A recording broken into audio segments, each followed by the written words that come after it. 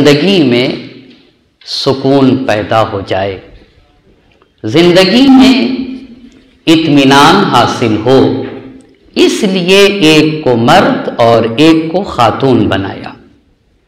वजअल बैनकुम मवद्दतन व रहमा, और सिर्फ यही नहीं कि एक को अल्लाह ने मर्द पैदा कर दिया और एक को खातून। जब ये रिश्ते इज़्दिवाज से जुड़े तो कुरान कहता है कि जअल वजअल बैनकुम मवद्दतन व रहमा। ये अगर मर्द के यहाँ ज़ौजा की मोहब्बत पाई जाती है या शरीक हयात के यहाँ शौहर की उल्फत पाई जाती है, तो इसमें किसका किरदार है? सोचा तुमने? अल्लाह अपने हबीब को एक जगह खिताब करके कहता है कि अगर तुम किसी को पूरी दुनिया दे दो और चाहो कि उसकी मोहब्बत तुम्हारे दिल में आ जाए या तुम्हारी मोहब्बत उसके कल्ब में आ जाए, तो ये मेरे हबीब अगर हम ना चाहें तो तुम नहीं कर सकते हो। ये कुरान के अल्फाज हैं। यानी पूरी जिंदगी, पूरी दुनिया किसी को दे दिया जाए और ये कि वो मुझसे मोहब्बत करने लगे, अगर खुदाए वहदहू ला शरीक ना चाहे तो ये मुमकिन नहीं है।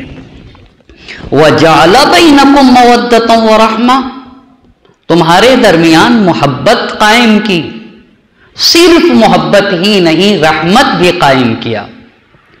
मवद्दत का मतलब क्या होता है और रहमत का मतलब क्या होता है? यहां पे उलमा ने लिखा है कि अगर मैं किसी से मोहब्बत करूं, दिल में है, उस वक्त तक मोहब्बत है, उस वक्त तक मवद्दत है। लेकिन अगर यही कल्ब में पाई जाने वाली मोहब्बत को जबान के जरिए से जाहिर कर दूं, चाहिए आपस में, और रहमत भी होना चाहिए। यानी सिर्फ कल्ब की हद तक ये मोहब्बत न रहे, बल्कि कल्ब से जबान पर आके इस मोहब्बत का इजहार भी होना चाहिए। कहा इसमें तुम्हारे खुदा की निशानियां हैं। मवद्दतन व, तुम्हारे अल्लाह ने तुम्हारे दरमियान मवद्दत और मोहब्बत रखी, व रहमा, और ये भी खुदा ही ने दिया है कि मोहब्बत का तुम इजहार किया करो। इन लआतिन लिकौमी यतफक्करून, ये जो मुकम्मल हमारी जिंदगी की एक बीवी, कुरान कहता है कि इसमें उन लोगों के लिए निशान, एक ही जात है जो वहदहू ला शरीक है। ये कुरान करीम की इस आये मुबारका का तर्जुमा पेश किया है कि वमिन आयातिही, खुदा की निशानियों में से एक निशानी यह है कि तुम में से एक को मर्द बनाया और एक को ज़ौजा, एक को शौहर और एक को बीवी। उन्वान गुफ्तगू है फातिमी घराना। लिहाजा आज की मजलिस में जिन बातों को अर्ज़ करना चाहूँगा, बड़ी अहम बातों को आपके दरमियान पेश करने की कोशिश करूँगा। सबसे पहले हमें जानना ये होगा कि घर किसे कहते हैं। आया हमें पता है कि घर की डिफिनेशन क्या है? घर और घराना किसे कहा जाता है? दूसरी बात यह है कि घर को होना कैसा चाहिए। बस पहली चीज़ ये हुई कि घर कहते किसे हैं। दूसरी बात ये हुई कि घर को कैसा होना चाहिए। और तीसरी बात यह है कि कुरान ने कितने तरह के घरों का तज़किरा किया है। और चौथी बात यह है कि फातिमी घराने की क्या खुसूसियात होना चाहिए। यानी जिन लोगों का शहजादी दो आलम हज़रत फ़ातिमतुज़ ज़हरा सलामुल्लाह अलैहा से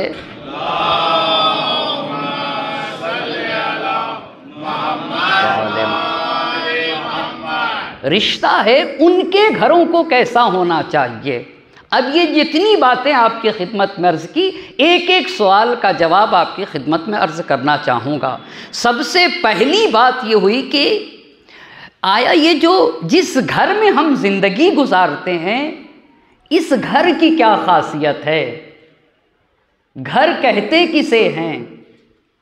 समाज, मुआशरा, सोसाइटी की एक छोटी सी शक्ल को घर कहा जाता है। अभी भी बात मुकम्मल न हुई।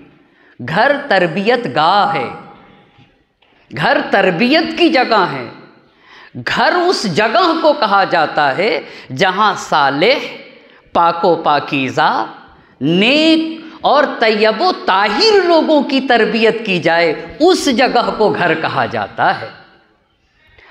हर शय से अहम चीज़ स्कूल से अहम घर है, कॉलेज से अहम घर है, यूनिवर्सिटी से अहम घर है। जहाँ तैयबो ताहिर हस्तियाँ पलती हैं, उस जगह को घर कहा जाता है। तो अब मैं आपसे ये पूछना चाहूँगा, हर घर में अजीम अजीम हस्तियाँ क्यों नहीं पैदा होती? हर घर में अल्लामा बहरुल उलूम क्यों नहीं पैदा हो जाते? क्यों कुछ खास ही घरों में अजीम शख्सियतें जन्म लेती हैं? इसका मतलब ये हुआ कि घर फ़र्क करते हैं, घर फ़र्क करते हैं। इसीलिए नबी गिरामी हज़रत मोहम्मद मुस्तफ़ा सल्लल्लाहु अलैहि वसल्लम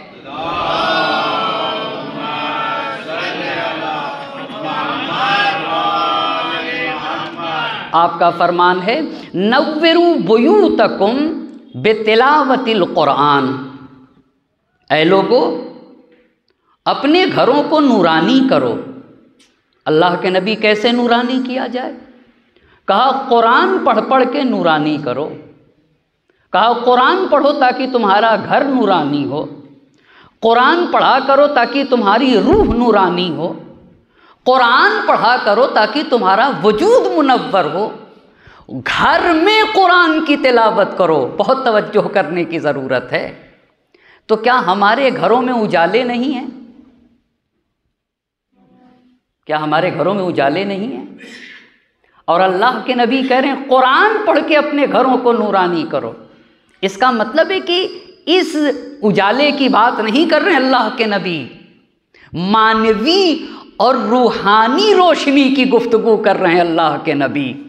कहा अपने घर की फ़िज़ाओं को नूरानी करो। अल्लाह के नबी, घर की फ़िज़ा कैसे नूरानी होगी? कहा कुरान पढ़ा करो।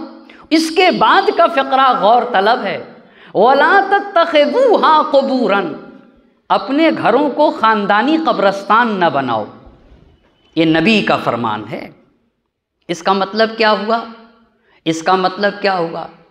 यानी जिस घर में कुरान की तिलावत ना हो, जिस घर में ज़िक्र खुदा ना हो, जिस घर में खुदा की याद कायम ना की जाए, अल्लाह के नबी कह रहे ऐसे घर को घर ना कहना, ये ख़ानदानी कब्रस्तान है। ऐसा घर ख़ानदानी कब्रस्तान है। इसका मतलब ये हुआ कि अपने घरों में भी कुरान पढ़ने का एहतिमाम करना चाहिए।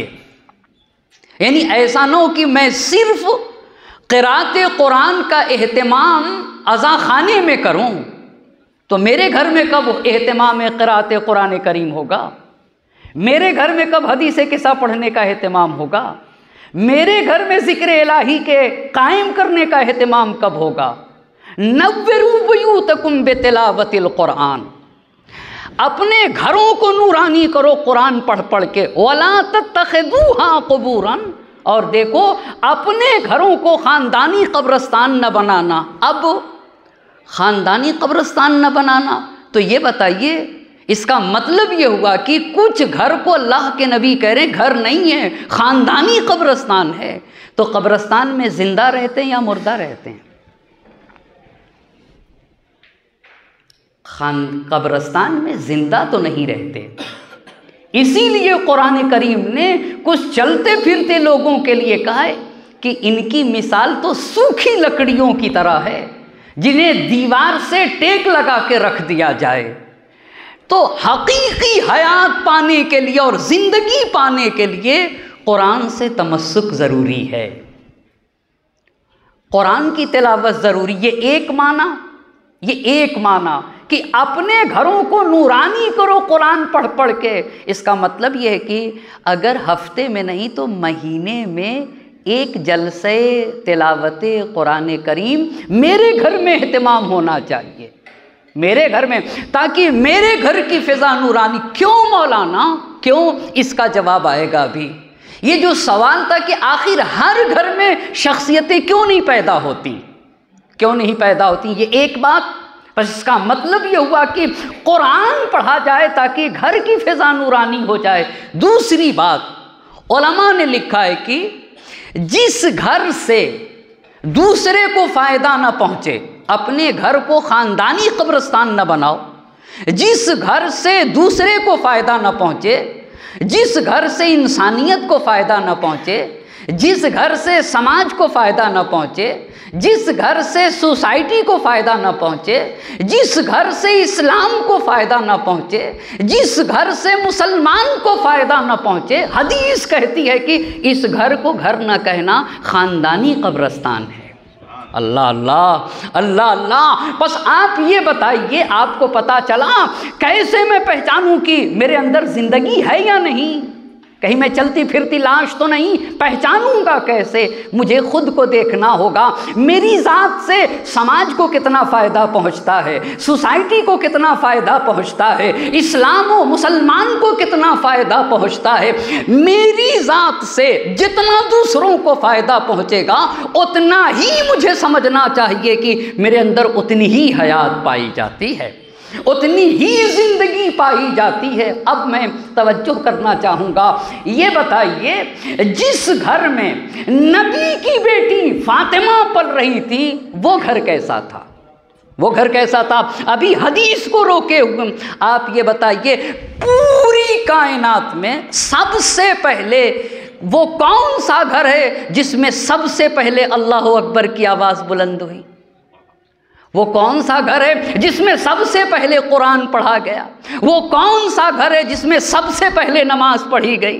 वो कौन सा घर है जिसमें सबसे पहले इंसानियत का दर्स सिखाया गया? वो कौन सा घर है जिसमें ये बताया गया कि इंसान चाहे मर्द हो या औरत हो, कोई भी इंसान हो, अन्नास सवाउन का अस्नानिल मुश्त, लोग आपस में ऐसे बराबर हैं जैसे कंघी के दांत बराबर होते हैं। न काले के गोरे पर बरतरी, न गोरे को काले पे बरतरी, न अरब को अजम पे। हाँ, बरतरी का मेयार किरदार और कैरेक्टर है। किसके घर में ये बताया गया? खुदा की कसम, पूरी कायनात में फातिमा का घर वो पहला घर है जिस घर में सबसे पहले अल्लाह अकबर की आवाज़ बुलंद हुई, जिसमें मुसलमानों ने नमाज पढ़ना सीखा है, वो बैत फातिमा है। जहाँ बशरियत ने कुरान पढ़ना सीखा है, वो बैत फातिमा है। जहाँ इंसानियत को हुर्रियत का दर्स सिखाया गया, वो बैत फातिमा है। जहाँ ये बताया गया कि इस्लाम में अरब अजम काला गोरा कुछ भी नहीं है, इस्लाम में जो कुछ है वो किरदार है, वो कैरेक्टर है, वो किसका घर है? वो फातिमा का घर है। जहाँ ये बताया गया जिस तरह से मर्द मोहतरम है दीन में, वैसे ही खातून मोहतरम है, ये किसका घर था? ये किसका घर था? ये बैते फातिमा। अच्छा, बताने वाला कौन था? बताने वाला कौन था? मुअल्लिम बशरियत, मुअल्लिम इंसानियत, पैकरे रहमत और राफत हज़रत मोहम्मद मुस्तफ़ा सल्लल्लाहु अलैहि वआलैहि।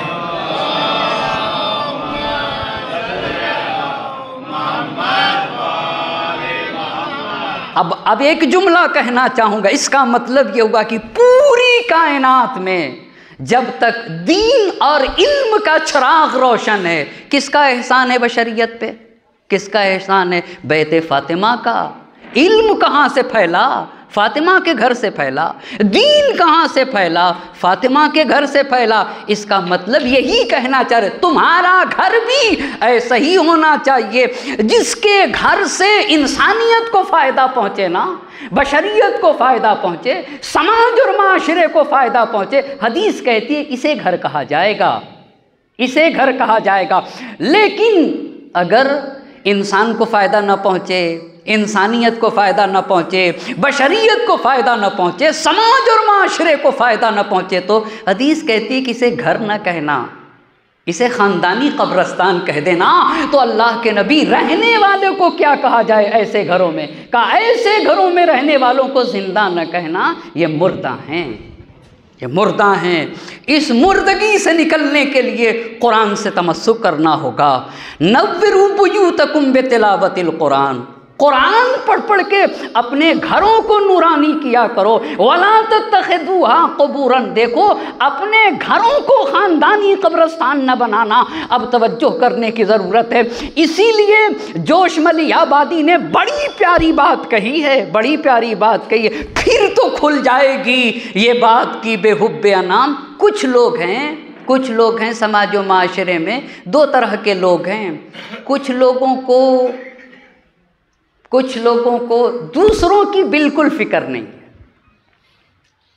ऐसा लगता है कि जैसे उनके वजूद में पत्थर का कोई टुकड़ा रखा हुआ हो। पत्थर, दूसरे की कोई फिक्र नहीं। ऐसा इंसान यानी दूसरे लफ्ज़ों में यूँ को इसके यहाँ ज़िंदगी नहीं पाई जाती है। तुम कैसे वजूद हो कि तुम्हारे वजूद में दूसरे का दर्द नहीं पाया जाता, तुम्हारे यहाँ दूसरे की फिक्र नहीं पाई जाती। आखिर तुम्हारे यहाँ ज़िंदगी है भी या नहीं? इसी बात को जोश ने कहा था, फिर तो खुल जाएगी ये बात की बेहुब्बे अनाम। यानी अगर तुम्हारे यहाँ बशरियत का दर्द न पाया गया तो वो कहते हैं फिर तो खुल जाएगी ये बात की बेहुब्बे अनाम। न इमामत, न विलायत, न रिसालत, न पयाम, दिल हो बेसोच तो मोहमल है तवाफ़ व एहराम। अगर दूसरे का दर्द नहीं तो न तवाफ़ काम आएगा न एहराम काम आएगा। सबसे बेहतर अमले खैर है तीमारे अवाम, अल्लाह की इबादत करने के बाद दूसरों के काम आ जाना सबसे बड़ा अमल है। अल्लाह अल्लाह, सबसे बेहतर अमल खैर है तीमारे अवाम, उसको सरकार दो आलम के पयाम आते हैं जो बुरे वक्त में इंसान के काम आते हैं। आप गौर करिएगा, बात ये नहीं कही जा रही है कि शियों के काम आते हों, उसको सरकार दो आलम के पयाम आते हैं जो बुरे वक्त में इंसान के काम आते हैं। अब आपने देखा, बस घर कैसा होना चाहिए, यानी मेरे घर से समाज को फ़ायदा पहुंचना चाहिए, इंसानियत को फ़ायदा पहुंचना चाहिए, बशरियत को फ़ायदा पहुंचना चाहिए। अब हदीस का अगला फ़िक्रा पढ़ना चाहूँगा। इन्नल बैता इज़ा कसुरा फ़ीहि तिलावतुल कुरान, अगर किसी घर में कसरत के साथ कुरान पढ़ा जाए, उस सवाल को अपनी जगह रखिएगा, क्यों नहीं हर घर में बड़ी बड़ी शख्सियतें पैदा हो जाती? क्यों आगे खुई किसी ख़ास घर में पैदा होते? क्यों आयतुल्लाह सिस्तानी किसी ख़ास घर में पैदा होते? क्यों अल्लामा बहरुल उलूम किसी ख़ास घर में पैदा होते? क्यों अल्लामा मजलिसी किसी ख़ास घर में पैदा होते? क्यों ऐसा है? अल्लामा शरफुद्दीन अल्लाहु मकामा, क्यों क्यों क्यों? जब एक माँ और बाप किसी घर की फ़िज़ा को कुरान पढ़ पढ़ के नूरानी और रूहानी बनाते हैं ना, तब ऐसे घरों में शख्सियतें जन्म लेती हैं, तब ऐसे घरों में शख्सियतें जन्म लेती हैं। इसीलिए कहा गया घर और घराना बड़ी अजीम शय का नाम है। ये तरबियत गाह है, जहाँ सुलह की तरबियत होती है उसे घर और घराना कहा जाता है। हदीस ने कहा, इन्नल बैता इज़ा कसुरा फ़ीहि तिलावतुल कुरान कसुरा खैरुह, जिस घर में कुरान पढ़ा जाएगा कसरत के साथ, वो घर बाबरकत बन जाता है। वो तसाहलो, और उस घर के रहने वालों में खुशहाली आती है। इतना ही नहीं, वो तुज़ीओ लिअहलि समाए कमा तुज़ीउन नुजूम लिअहलि दुनिया, वो घर आसमान वालों के लिए ऐसे नूरअफ़शानी करता है जैसे सितारे ज़मीन वालों के लिए, सितारे ज़मीन वालों के लिए। ये बताइए इस हदीस में कितनी प्यारी मिसाल है। जिस घर में कुरान पढ़ा जाए वो घर आसमान वालों के लिए सितारा बनता है, जैसे सितारे ज़मीन वालों के लिए। तो सितारा किसी एक कौम को नूर पहुंचाता है, आप बताएं, किसी एक मज़हब के लोगों को ये देखता है कि नहीं इसको मुझे फ़ायदा पहुंचाना है, इसको फ़ायदा नहीं पहुंचाना है। हदीस क्या कहना चाहती है? जिसका कुरान से रिश्ता होता है ना, इतना खुली फिक्र का होता है वो इंसान, और इतना उसके यहाँ शरह सद्र पाया जाता है कि उसकी ज़ात से तो बशरियत को फ़ायदा पहुँचता है, उसकी ज़ात से तो इंसानियत को फ़ायदा पहुँचता है, उसकी ज़ात से तो हर कौम को फ़ायदा पहुँचता है, नस्लों को फ़ायदा पहुँचता है, हर मसलक के लोगों को फ़ायदा पहुँचता है। और यही बात कुरान ने हमारी खिलकत के मकसद को भी बयान किया है, कुंतुम खैरा उम्मतिन उखरिजत लिन्नास, तुम पैदा ही इसलिए किए गए हो ताकि तुम्हारे वजूद से बशरियत को फ़ायदा पहुँचे। मुसलमानों की बात नहीं कही जा रही है, बशरियत को फ़ायदा पहुँचे। बस देखा अज़ीज़ा, इसका मतलब ये हुआ कि घर, हाँ, बस घर किसे कहते हैं ये तो वाज़ेह हुआ, घर तरबियत गाह है, घर सालेह तैयब व ताहिर पाको पाकीज़ा लोगों के परवान चढ़ने की जगह है। जहाँ लामा मजलिसी पढ़ते हैं उसे घर कहा जाता है, जहाँ अल्लामा हिल्ली की तरबियत होती है ना उसे घर कहा जाता है, जहाँ अजीम अजीम हस्तियाँ परवान चढ़ के समाज और माशरे में आके समाज और माशरे की इस्लाह करते हैं उस जगह को घर कहा जाता है। ये घर की फ़िज़ा को नूरानी कौन बनाता है? कौन बनाता है? माँ और बाप। कौन बनाता है? माँ और बाप। अज़ीज़ान मोहतरम, बस देखा, हाँ, बस घर यानी जो तरबियत गाह, घर होना कैसा चाहिए? घर ऐसा हो कि इस घर से इस्लाम को फ़ायदा पहुँचे, मुसलमान को फ़ायदा पहुँचे, इंसानियत को फ़ायदा पहुँचे, बशरियत को फ़ायदा। ये कैसे होगा? कैसे होगा? क्या फ़ायदा सिर्फ पैसे से पहुँचेगा? नहीं साहब, नहीं साहब, इस घर में ऐसी मोहब्बत है, बहुत तवज्जो करिएगा, शौहर और बीवी के दरमियान ऐसी मोहब्बत है कि बस्ती वाले कहते हैं कि हमारा रहना हो तो ऐसे रहना चाहिए जैसे ये मियाँ बीवी रहते हैं। देखा ना, फ़ायदा पहुँच रहा है, फ़ायदा पहुँच रहा है। आगे और महल्ले वाले लोग कहेंगे, शहर वाले लोग कहेंगे, और बात आगे बढ़ेगी। ज़िंदगी का सलीक़ा चाहिए तो इन घर वालों से सीखो। ये भी अज़ाल अहल समाए कमा तुज़ीउन नुजूम ले अहल दुनिया। ये घर नूरानी बन जाएगा, इसका अखलाक आइडियल बनेगा, इनका किरदार आइडियल बनेगा, इनके रहने का तरीक़ा आइडियल बनेगा, इनकी आपसी मोहब्बत आइडियल बन जाएगी। बस घर ऐसा होना चाहिए कि मेरे घर से इस्लाम को, मुसलमान को, बशरियत को, इंसानियत को, समाज और माशरे को फ़ायदा पहुँचना चाहिए। यही दीन में इंसान के खलकत का मकसद भी है। एक सलावत पढ़ दे बर मोहम्मद और आले मोहम्मद।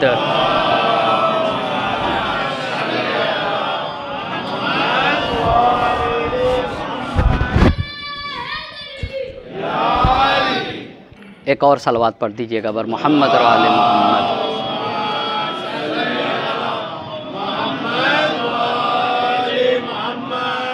बस पहली बात आपकी खिदमत में अर्ज़ किया कि घर किसे कहते हैं।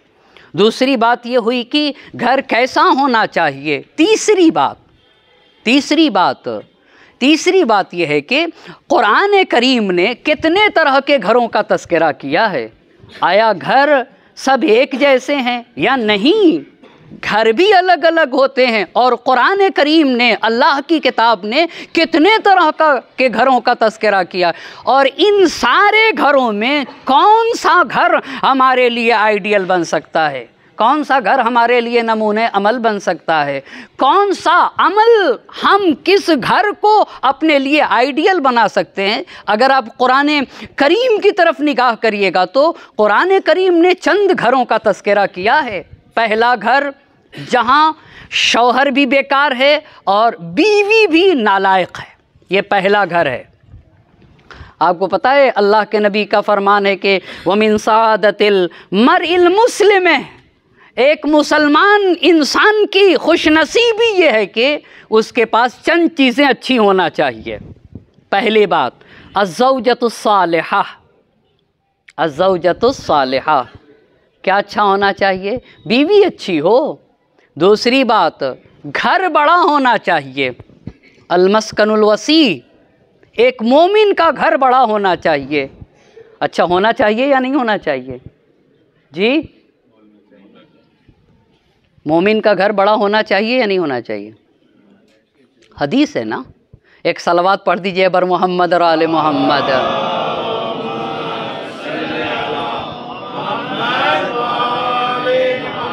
बस पहली बात बीवी अच्छी हो। दूसरी बात अलमस्कनुल वसी, घर बड़ा हो। तीसरी अलबत्ता जितना बड़ा घर ज़मीन पर होना चाहिए उससे बड़ा घर वहाँ होना चाहिए। जितना बड़ा घर ज़मीन पे होना चाहिए उससे बड़ा घर वहाँ पे होना चाहिए। तीसरी बात गाड़ी अच्छी होना चाहिए। अलमरकबुल बही, ईमान से बड़ा सरमाया कुछ भी नहीं है। तो मोमिन के पास बीवी अच्छी, मोमिन के पास घर अच्छा, मोमिन के पास गाड़ी अच्छी। चौथी बात अलवलदुस सालिह, मोमिन की औलाद भी अच्छी होना चाहिए। मोमिन की औलाद भी अच्छी होना चाहिए। बस अब कुरान करीम ने जितने घरों का तज़किरा किया है उन घरों को आपकी खिदमत में अर्ज़ करना चाह रहा हूँ। पहला घर जहाँ शौहर बेकार और बीवी नालायक, वो किसका घर है? वो अबू लहब का घर है। वो अबू लहब का घर है। ये अबू लहब पैगंबर पाक का सगा चचा है। चचा है अल्लाह के नबी का, अल्लाह के नबी का चचा। मगर कुरान ने इस पे लानत की है, तब्बत यदा अबी लहब व तब, अबू लहब के दोनों हाथ टूट जाए। इसकी बीवी का नाम क्या है? कुरान ने कहा हम्मालतल हतब, नाम कुछ और है, कुरान ने उसे हम्मालतल हतब कहा है, लकड़ियां उठाने वाली। ये दो मियाँ बीवी, बहुत तवज्जो करिएगा, मुकम्मल नबी गिरामी की राह में कांटा बिछाते रहे और आखिर वक्त तक पैगंबर पाक को सताया है। ये एक घर है कुरान ने, ये एक घर है जो अबू लहब का घर है और उसकी बीवी हम्मालतल हतब, जहाँ ना शौहर सही है और न ही बीवी सही है। ये एक घर। कुरान ने एक दूसरा घर भी बताया है। दूसरा घर कुरान ने कहा जहाँ शौहर अच्छा है, बेटा अच्छा नहीं और बीवी भी अच्छी नहीं है। वो किसका घर है? वो जनाबे नूह अलैहिस्सलाम का घर है। जहाँ शौहर के लिए कुरान कहता है, कुरान के अल्फाज हैं वाज़े लफ्ज़ों में, सलामुन अला नूहिन फिल आलमीन। ये कुरान के अल्फाज हैं कि शेखुल अंबिया जनाबे नूह अलैहिस्सलाम पे हमारा दुरूद व सलाम हो। ये किसके लिए अल्फाज कहे कुरान ने? ये जनाबे नूह अलैहिस्सलाम के लिए कहे हैं। लेकिन बेटे के लिए कुरान कहता है जनाबे नूह अलैहिस्सलाम से, इन्नहु लैसा मिन अहलिक इन्नहु अमलुन गैर सालिह, ये बेटा तुम्हारे अहल से नहीं है, अमले गैर सालिह है। बस ये दूसरा अच्छा जनाबे नूह,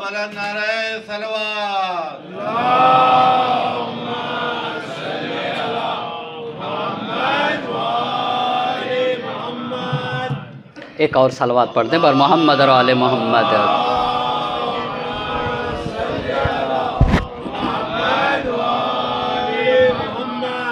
एक और सलवात पढ़ दीजिएगा बर मोहम्मद और आले मोहम्मद।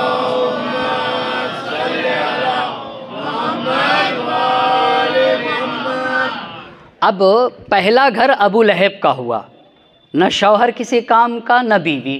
दूसरा घर किसका हुआ? नूह अलैहिस्सलाम का, जहाँ शौहर शेखुल अंबिया पर बेटा नालायक।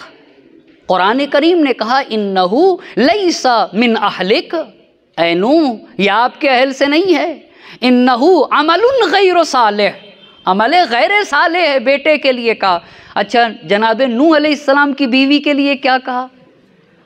इस पे भी गौर करने की ज़रूरत है। ज़रबल्लाहु मसलन लिल्लज़ीना कफ़रू इमरात नूहिन, काफिरों के लिए नूह अलैहिस्सलाम की बीवी आइडियल बन गई, नमूने अमल बन गई।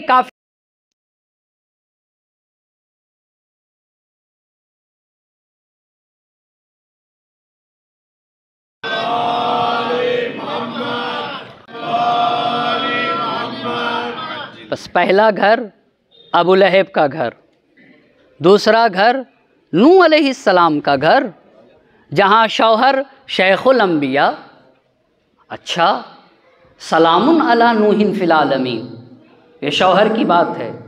लेकिन बेटे के लिए कुरान ने कहा इन्नहु लैसा मिन अहलिक इन्नहु अमलुन गैरु सालिह। नूह नबी का भी बेटा हो और अगर साथी बुरे मिल गए तो तबाह बर्बाद हो जाता है, तबाह बर्बाद। और बीवी के लिए कुरान कहता है ज़रबल्लाहु मसलन लिल्लज़ीना कफ़रू इम्रअत नूह, कि नूह अलैहिस्सलाम की बीवी काफिरों के लिए आइडियल बन गई, काफिरों के लिए आइडियल बन गई। ये दो घर का तस्करा। तीसरा घर, शौहर अच्छा नहीं है, बीवी अच्छी है। किसका घर है? फिरौन का। फिरौन का। फिरौन के लिए कुरान ने क्या कहा? फिरौन कह रहा था अना रब्बुकुमुल आला, मगर फिरौन की बीवी, बहुत तवज्जो करिएगा, जनाब आसिया सलामुल्लाह अलैहा के लिए आपने एक दुआ की है जिसे कुरान ने अपने दामन में जगह दिया है। जनाब आसिया ने, हम और आप अल्लाह से जन्नत मांगते हैं, मगर जनाब आसिया ने सिर्फ जन्नत नहीं मांगी, सिर्फ जन्नत नहीं मांगी। फिर क्या मांगा? कहा ए अल्लाह, मैं इस तन्हा जन्नत लेके क्या करूँगी? जन्नत लेके तन्हा क्या करूँगी? जन्नत में जहाँ तू रहे वो जगह मुझे चाहिए। मैं अपने खुदा से करीब रहना चाहती हूँ। इसे कुरान ने साफ लफ्ज़ों में कहा रब्बिब्ने ली इंदका बैतन फिल जन्ना, ए मेरे अल्लाह अपने नज़दीक एक घर बना दे मेरे लिए, एक घर बना दे, अपने नज़दीक एक घर बना। अच्छा, किस हालत में ये किया था? जब जनाब आसिया सलामुल्लाह अलैहा के दोनों हाथ में कील ठोक दी ज़मीन से और पैरों को भी ज़मीन में ठोक दिया गया, और उस आलम में चिलचिलाती हुई धूप में जनाब आसिया ने एक जुमला कहा रब्बिब्ने ली इंदका बैतन फिल जन्ना, ए मेरे अल्लाह जन्नत में अपने करीब मेरा एक घर बना दे। तो ये बीवी ऐसी है जनाब आसिया, शौहर ऐसा। 3 घर आपकी खिदमत में अर्ज़ कर चुका। चौथा घर जो घर नमूना है, जो घर आइडियल है, वो कौन सा घर है? अगर शौहर देखिए तो वो भी मिसलो बेनज़ीर, अगर ज़ौजा देखिए तो कायनात में उसकी नज़ीर नज़र नहीं आती है, और अगर बच्चे देखिए तो उन जैसा न मिलेगा। वो किसका घर है? वो अली और फातिमा का घर है। वो अली और फातिमा का घर है। अल्लाह अल्लाह, जिनके शान में सूरह दहर उतरा है, हल अताल इंसान हीनुम मिनद दहरे लम यकुन शयअम मज़कूरा। क्या इंसान पे वो वक्त नहीं आया कि इंसान काबिले ज़िक्र भी न था? इंसान काबिले ज़िक्र, जो इंसान काबिले ज़िक्र न था, अपनी तरबियत करके किस मकाम तक पहुँचा है? कुरान के अल्फाज हैं वयुतइमून अत्तआमा अला हुब्बिही मिस्कीना व यतीमा व असीरा। अभी कहा ना घर से दूसरों को फ़ायदा पहुँचना चाहिए। कहा ये घर वो घर है, ये घर वो घर है कि जो यतीमों को अपना खाना खिला दे, मिस्कीनों को खिला दे, फ़कीरों को खिला दे, और खिलाने के बाद बहुत तवज्जो करिएगा, खिलाने के बाद ये कहते हैं इन्नमा नुतिमुकुम लिवजहिल्लाह, हम तो सिर्फ़ और सिर्फ खुदा के लिए खिलाते हैं।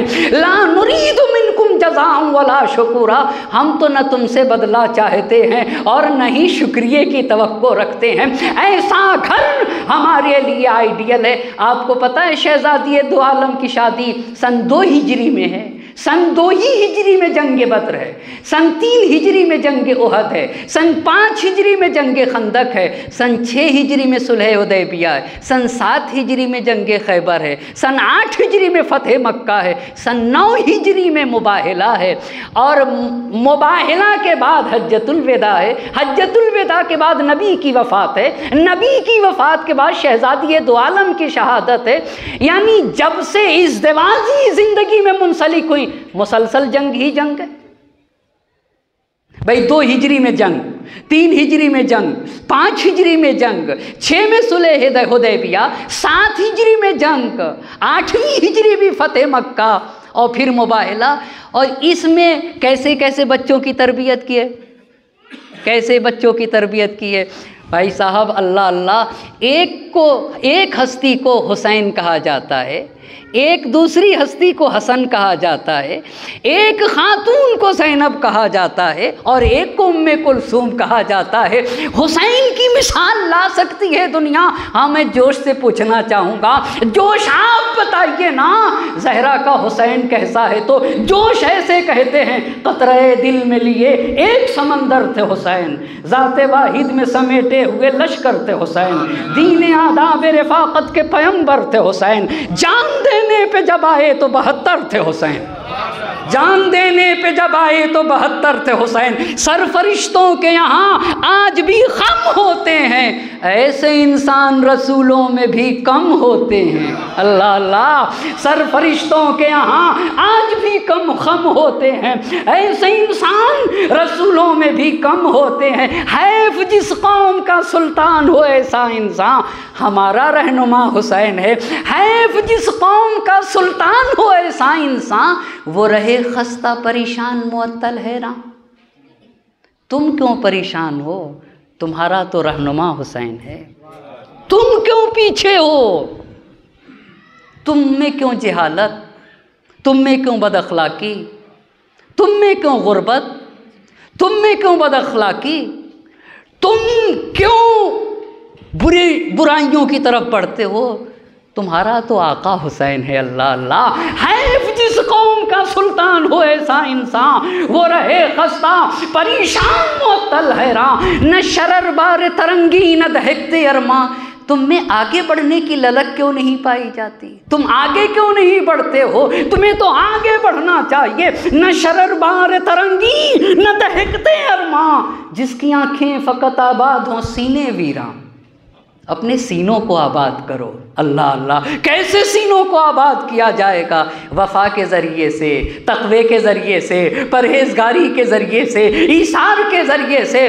जुरतो हिम्मतो ईसारो वफ़ा कुछ भी नहीं, ज़िक्र मौला पे कराहों के सिवा कुछ भी नहीं। इसीलिए जोश ने बड़ी प्यारे अल्फाज में कहा था, नाज़िशे नौए बशर फ़ख्रे अबोजद थे हुसैन। जिस पे बशरियत नाज करे उसे हुसैन कहा जाता है, जिस पे फातिमा फ़ख्र करे उसे हुसैन कहते हैं, जिस पे अली इफ्तिखार करे उसे हुसैन कहते हैं, जिस पे रसूल नाज करे उसे हुसैन कहा जाता है, जिस पे मशीयत इलाही फ़ख्र कर ले उसे हुसैन कहा जाता है। नाज़िशे नौए बशर फ़ख्रे अबोजद थे हुसैन, मुफ़रदो मुस्तनदो अशरफ़ो अमजद थे हुसैन। सजदा करता था जिसे काबा वो माबद थे हुसैन। अल्लाह अल्लाह, दुनिया काबे को सजदा करती है और काबा हुसैन को सजदा करता है। नमाज को हयात कहाँ से मिली? दीन को बका कहाँ से मिली? सजदों को ज़िंदगी कहाँ से मिली? इंसानियत को मेराज कहाँ से मिली? खुदा की कसम, वो जगह जहाँ इंसानियत को मेराज मिलती है ना, उसी को फर्श अज़ा कहा जाता है। जहाँ बंदा अपने महबूब से करीब होता है उसी को फर्श अज़ाए हुसैनी कहा जाता है। जहाँ रूही इनकलाब आ जाए उसी को फर्श अज़ाए हुसैन कहा जाता है। जहाँ बहका हुआ इंसान राहे रास्त पे आ जाता है उसी को फर्श अज़ा कहा जाता है। ये फर्श अज़ा नहीं, ये कौसर हुसैनी है। अल्लाह अल्लाह, ये कौसर हुसैनी है। इन मजलिसों में आने वाला फर्श अज़ा पे नहीं आता, कौसर हुसैनी में आता है। और कौसर हुसैनी में नहा नहा के अपनी रूहों को तैयब व ताहिर किया करता है, अपने वजूद को पाको पाकीज़ा बनाता है। नाज़िशे नौए बशर फ़ख्रे अबोजद थे हुसैन, मुफ़रदो मुस्तनदो अशरफ़ो अमजद थे हुसैन। सजदा करता था जिसे काबा वो माबद थे हुसैन। नुक़्ता-ए पुख्तगी फ़िक्र मोहम्मद थे हुसैन। जिसके वजूद से दीन को हयात मिली उसे हुसैन कहा जाता है। जहाँ नमाज़ों को ज़िंदगी मिली वो दर हुसैन है। जहाँ उबूदियत अबूदियत को मेराज मिल गई, वो दरे हुसैन है। ये ना होते तो यकीन सैदे गुमा हो जाता, अगर हुसैन ना होते तो ईमान शक में बदल जाता, अगर हुसैन ना होते तो ईमान वहम में बदल जाता, ये ना होते तो यकीन सैदे गुमा हो जाता, आखिरी शोले पैगाम धुआं हो जाता, दीने मोहम्मद मुस्तफ़ा का पता न चलता, अगर हुसैन जैसी ज़ात न होती। ये एक ज़ात है जो आगोश फातिमा और अली में पली है। अल्लाह अल्लाह, ऐसा घर कोई लाए तो क्या कोई घर बता सकता है, कोई मुअर्रिख बता सकता है, कोई मुहद्दिस बता सकता है जिस घर में हुसैन पल रहे थे उस घर की रूहानी फ़िज़ा क्या थी, उस घर की मानवी फ़िज़ा क्या थी, उस घर की नूरानी फ़िज़ा क्या थी? अल्लाह, कोई बता सकता है? कोई बता सकता है? हमने तो तारीख़ में देखा है, इस घर में जब एक कनीस पल के निकली तो कुरान बोलती हुई निकली, कुरान बोलती हुई निकली। इसका मतलब क्या हुआ? इसका मतलब है जिस घर की पूरी फ़िज़ा कुरानी फ़िज़ा हो, जिस घर की रूहानी फ़िज़ा कुरानी फ़िज़ा हो ना, उसी घर को अली और फातिमा का घर कहा जाता है। जब हुसैन के लिए इतनी बात कही है तो ज़ैनब का अंदाज़ा कैसे लगाया जाएगा? ये भी तो इसी घर में पली है ना। खुदा के कसम, फ़ारसी ज़बान के शायर ने कहा था, करबला दर करबला मीमूंद घर ज़ैनब न बोद, करबला करबला में दफन हो जाती अगर ज़ैनब न होती। यजीद के तख्तो ताज को किसने खाक के अंदर दफन कर दिया? किसका किरदार था? ज़ैनब का किरदार था ना। अली और फातिमा की आगोश तरबियत में पली हुई ज़ैनब का किरदार था। इसीलिए जोश ने कहा था, ज़ैनब कुबरा सलामुल्लाह अलैहा के हवाले से कहूँगा, बेदर्द के हसरत को निकलते नहीं देखा, कागज़ की कभी नाव को चलते नहीं देखा, जालिम को कभी फूलते फलते नहीं देखा। अल्लाह अल्लाह, बेदर्द के हसरत को निकलते नहीं देखा, कागज़ की कभी नाव को चलते नहीं देखा, जालिम को कभी फूलते फलते नहीं देखा। ठोकर है ये वो जिससे संभलते नहीं देखा, ठोकर है ये वो जिससे संभलते नहीं देखा। वो तख्त है किस कब्र में, वो ताज कहाँ है? यजीद की बात कर रहे हैं। वो तख्त है किस कब्र में, वो ताज कहाँ है? ऐ खाक बता ज़ोरे यजीद आज कहाँ है? अल्लाह अल्लाह, अमा दूर से जो लोग शाम गए और जाएंगे, दूर से शहज़ादी का रोज़ा नज़र आता है। ये शहज़ादी का रोज़ा नहीं, ये ज़ैनब की हक़ानियत का सबूत है, ये ज़ैनब की हक़ानियत का सबूत है। वो तख्त है किस कब्र में, वो ताज कहाँ है? ऐ खाक बता ज़ोरे यजीद आज कहाँ है? एक सलावत पढ़े बर मोहम्मद और आले मोहम्मद।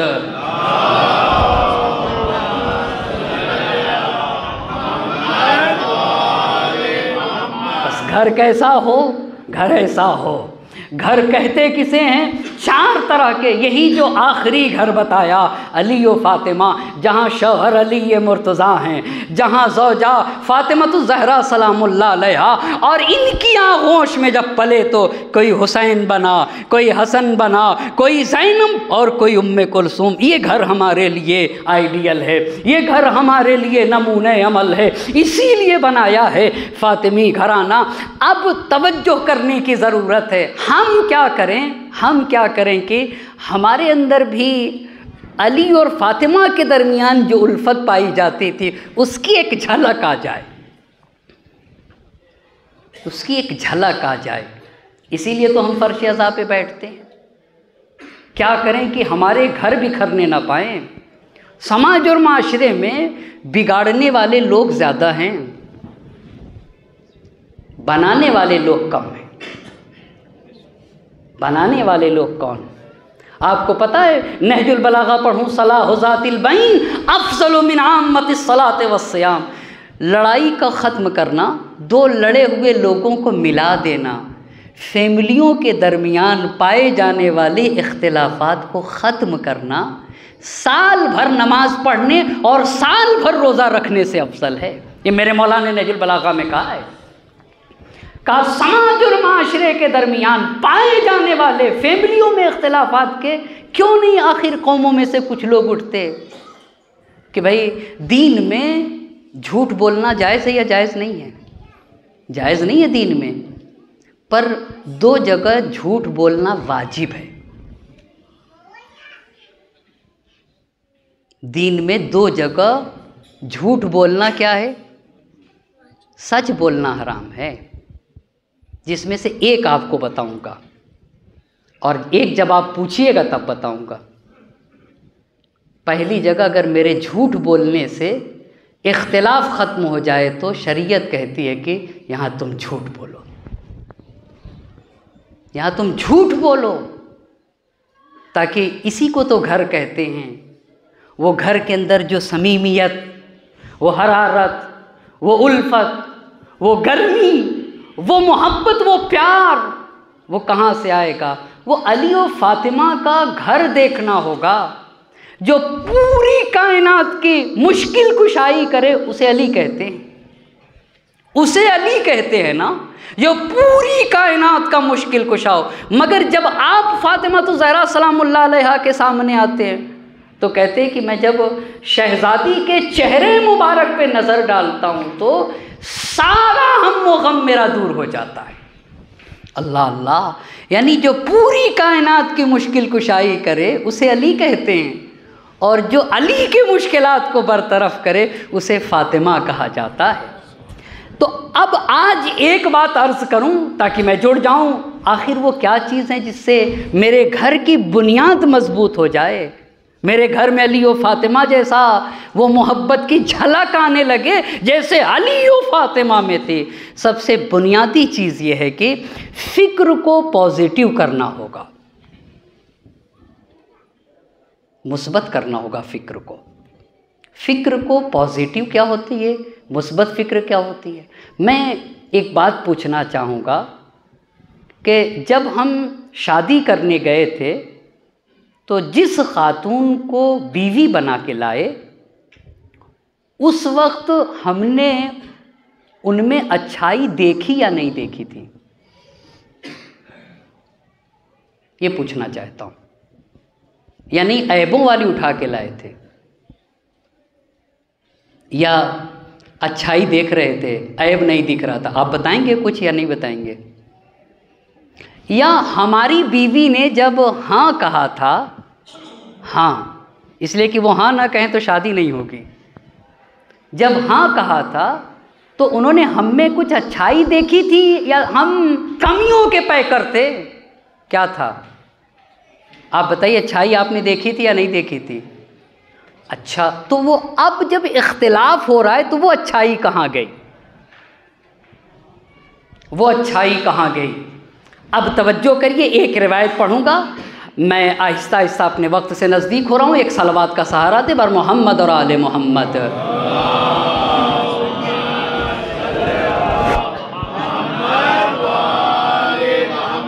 आप देख रहे हैं, मुझसे बेहतर जानते हैं समाज और माशरे की सूरत हाल किस हद तक हया और गैरत में किस हद तक गिराव आ रहा है। इसे भी एक मोमिन इंसान को सोचना चाहिए, इस पे भी इंशाअल्लाह गुफ्तगू होगी। एक मोमिन इंसान को सोचना चाहिए, अली और फातिमा का घर हमारे लिए आइडियल है, हमारे लिए नमूना। अब मैं मुस्बत और पॉजिटिव सोच क्या होती है। हज़रत ईसा अलैहिस्सलाम थे, अपने साथियों के साथ गुज़र रहे थे, एक गधा मर के सड़ गया था। अब जब उनके साथियों ने देखा तो किसी ने, हर एक ने अपनी नाक बंद कर ली। कोई कह रहा था कि इसका आगे का पैर सड़ गया, कोई कह रहा था इसका पेट सड़ गया, कोई कह रहा था कि इसके यहाँ से बदबू आ रही है, कोई कह रहा था देखिए इसका ये हिस्सा सड़ गल गया है। हज़रत ईसा अलैहिस्सलाम ने भी एक बात कही, कहा कि इस गधे के दांत कितने सफ़ेद हैं। अरे भाई, एक ही साथ के लोग, उन्होंने सिर्फ सड़ा गला देखा, इन्होंने क्या देखा? इन्होंने कहा दांत कितने सफ़ेद हैं। एक हदीस पढ़ता हूँ और बात रुक जाएगी। मेरे इमाम ने कहा है कि कुन कन्नहला, मक्खी बन जाओ। मक्खी कितनी तरह की होती है? मक्खी जी, मक्खी कई तरह की होती होंगी, अभी 2 तरह की बताना चाहूँगा। एक मक्खी हमारे दरमियान है, यही जो उड़ती रहती है रातों दिन। एक शहद की मक्खी है ना, तो मक्खियाँ एक ही है, दोनों में फ़र्क क्या है? बहुत तवज्जो करिएगा। अब मैं मिसाल दे रहा हूँ बहुत माजरत के साथ। अगर मैं यहाँ सब्ज़ी कोई हरियाली और कोई फूल और थोड़ी सी गंदगी बहुत माजरत के साथ रखूं और ये अपने दरमियान वाली मक्खी को लाके छोड़ दूं, तो ये फूल पे नहीं बैठेगी, हरियाली पे नहीं बैठेगी, सब्ज़े पे नहीं बैठेगी, गंदगी पे बैठेगी।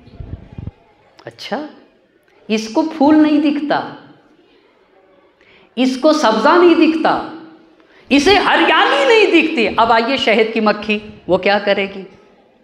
वो गंदगी पे नहीं बैठेगी, फूल पे बैठ जाएगी, उसके रस चूस लेगी, सब्ज़े पे बैठ जाएगी, उसके रस चूस लेगी, हरियाली पे बैठ जाएगी, उसकी अच्छाई को ले लेगी। मेरे इमाम ने कहा कुन कन नहला, नहला कहते शहद की मक्खी को, शहद की मक्खी बनो। क्या मतलब हुआ? हाँ भाई, तुम्हारी बीवी मासूमा नहीं है, तो उनकी अच्छाइयों को देखो कि अल्लाह मेरी बीवी में ये अच्छाई है, तेरा शुक्र। बीवी को भी शौहर की अच्छाइयाँ देखना चाहिए। अगर शहद की मक्खी बन गए, चाहे शौहर हो चाहे बीवी हो, ज़िंदगी खुशगवार बन जाएगी। क्यों ऐसा है? बहुत तवज्जो करिएगा।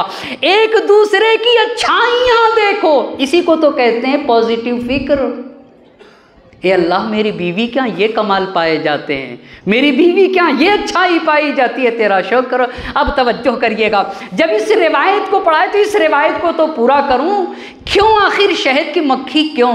ये बताइए, अगर इस गिलास में पानी है और मैं उडेलूं तो चाय निकलेगी या शरबत? जी क्यों? इसलिए कि इसमें पानी है। इसका मतलब क्या होता है कि जो इनपुट होता है वही आउटपुट होगा। बहुत तवज्जो करने की ज़रूरत है। यानी जैसा, तवज्जो करिएगा, मेरा इनपुट कैसा है, मेरा इनपुट कैसा है, ये बताइए। ये जो शहद की मक्खी शहद बनाती है, इसके लिए कुरान ने कुछ कहा है? जी, फीहे शिफाउन लिन्नास, मोमिन के लिए कहा या नास के लिए कहा है? नास। कहा शहद सबको फायदा पहुंचाता है। क्यों? इसलिए कि शहद की मक्खी का जो इनपुट होता है वो पाको पाकीज़ा है। वहाँ यासूब उनका जो सरदार होता है उसको यासूब कहा जाता है, जैसे मेरे मौला को यासूबुद्दीन कहा जाता है। जब शहद की मक्खी रस चूस के आती है और शहद बनाने जाती है तो वो चेक करता है उनका सरदार कि कहीं ख़राब चीज़ तो नहीं ले आई। अगर ख़राब लेके आती है तो वहीं उसको कत्ल मार देता है। तो इनपुट जब अच्छा होगा तो आउटपुट क्या होगा? अच्छा होगा।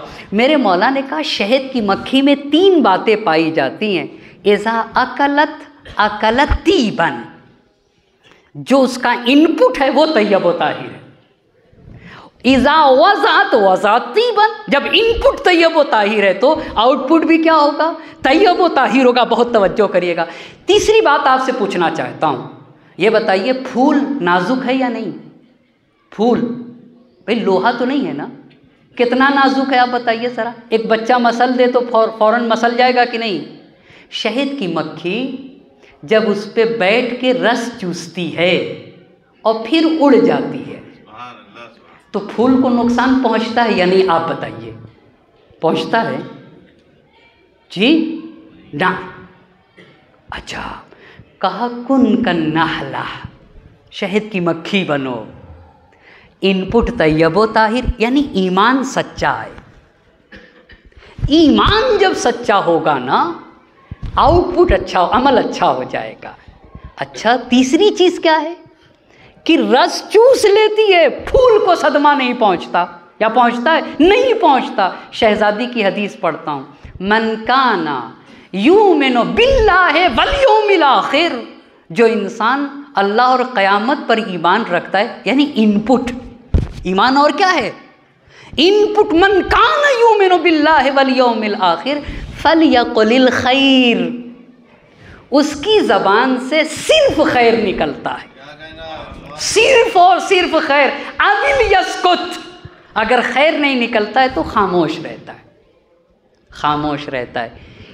पॉजिटिव फ़िक्र का मतलब ये है, आगे की बात इंशाअल्लाह कल आपकी खिदमत में अर्ज़ करूँगा। पॉजिटिव का मतलब ये होता है कि मेरे अंदर भी कमियां हैं, अच्छाइयाँ भी हैं, बीवी के अंदर भी कमियां और अच्छाइयाँ हैं। ज़िंदगी में आज से उसूल बना लिया जाए कि एक दूसरों की अच्छाइयों को देखा जाए और अच्छाइयों को पाने के बाद शुक्र किया जाए कि माबूद तेरा शुक्र कि मेरी बीवी के यहाँ ये अच्छाई पाई जाती है, और बीवी भी ऐसे ही।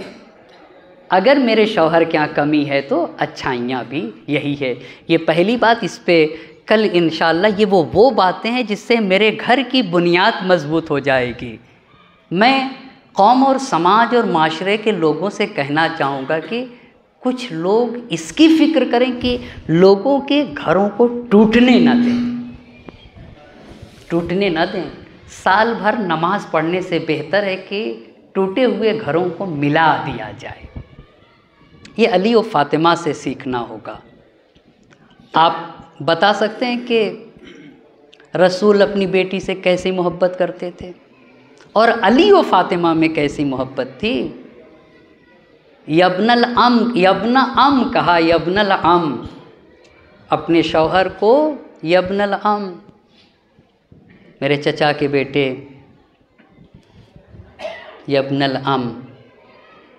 और इसी तरीके से अली ये मुर्तज़ा भी शहज़ादी का निहायत एहतराम करते थे। और फिर अल्लाह के नबी कैसा करते थे, ये घर की समीमियत है। जब भी अली व फ़ातिमा के घर अल्लाह के नबी जाते थे तो हसन व हुसैन को चूमते थे। ये मोहब्बत है, ये उल्फत है, ये प्यार है। ये हमारे घरों में होना चाहिए, ये हमारे घरों में होना। अपनी बेटियों से मोहब्बत करो, अपनी बेटी को तो इतना मोहब्बत करो कि वो फिर किसी की मोहब्बत की मोहताज न रहे। नबी अपनी जगह से बुलंद हो जाए और फ़ातिमा को अपनी जगह पे बैठा ले, वो भी उस ज़माने में जहाँ बेटी को नंगो आर समझा जाता था। नबी का आखिरी वक्त था और नबी की आँखों में आंसू थे, और आँखों में सिर्फ आंसू न थे, मक्तल के अल्फाज हैं कि आँखों से निकल के रुखसार पे आंसू जारी थे। और इतना रोए अल्लाह के नबी, इतना रोए कि अल्लाह के नबी की रीश मुबारक तर हो गई। तो पूछने वाले ने पूछा कि अल्लाह के नबी, मा युबकीक, क्या चीज़ आपको रुला रही है, क्यों आप रो रहे हैं, किस वजह से आप रो रहे हैं। फ़ातिमा थी, हसन और हुसैन थे। तो अल्लाह के नबी ने कहा, अबकी लिज़ुर्रियती, मैं अपनी बेटी फ़ातिमा के लिए रो रहा हूँ, मैं अपनी औलाद के लिए रो रहा हूँ। अल्लाह के नबी ने कहा कि मैं देख रहा हूँ कि मेरी बेटी फ़ातिमा पे जुल्म ढाया जाएगा, मेरी बेटी को सताया जाएगा, मेरी बेटी पे मुसीबतों के पहाड़ तोड़े जाएंगे। और मैं देख रहा हूँ अपनी निगाहों से कि मेरी बेटी मदीना की गलियों में कहती फिरेगी, या बता, या बता। मेरी बेटी कहती फिरेगी, बाबा बाबा बाबा मेरी मदद को आओ। मगर मेरी उम्मत का कोई भी उम्मती मेरी फ़ातिमा की मदद करने को ना आएगा। नबी की बेटी नबी के ये कलिमात सुन रही थी, एक मर्तबा तड़प के रोने लगी। नबी ने पूछा, फ़ातिमा तुम क्यों रो रही हो?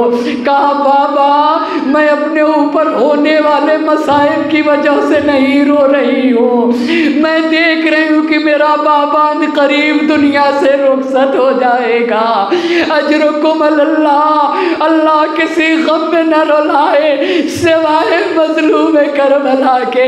बाबा आप बहुत जल्दी मुझसे रुखसत होने वाले हैं। रिवायत के अल्फाज हैं, नबी की ज़िंदगी के आखिरी अय्याम थे। उम्मे सलमा से कहा मेरे अली को बुलाओ, फातिमा को बुलाओ, हसन हुसैन को बुलाओ। उम्मे सलमा से कहा उम्मे सलमा तुम दरवाजे पे खड़ी रहो, किसी को मेरे करीब ना आने देना। अली को करीब बुलाया, अली का हाथ अपने हाथ में लिया, फातिमा का हाथ दूसरे हाथ से पकड़ा।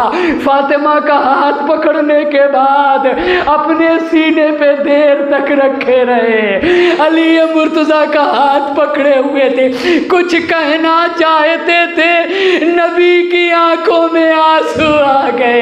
एक मर्तबा फातिमा ने अपने को नबी पे गिरा दिया। उसके बाद नबी ने अली से कहा या अली हादी वदियतुल्लाह, ए अली फातिमा अल्लाह की अमानत है। ए अली फातिमा रसूल खुदा की अमानत है।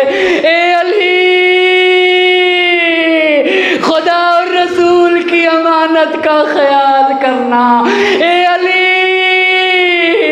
मेरे बाद फातिमा पे जुल्म उठाए जाएंगे। ए अली फातिमा की हुर्मत पामाल की जाएगी। ए अली फातिमा का दरवाजा जलाया जाएगा।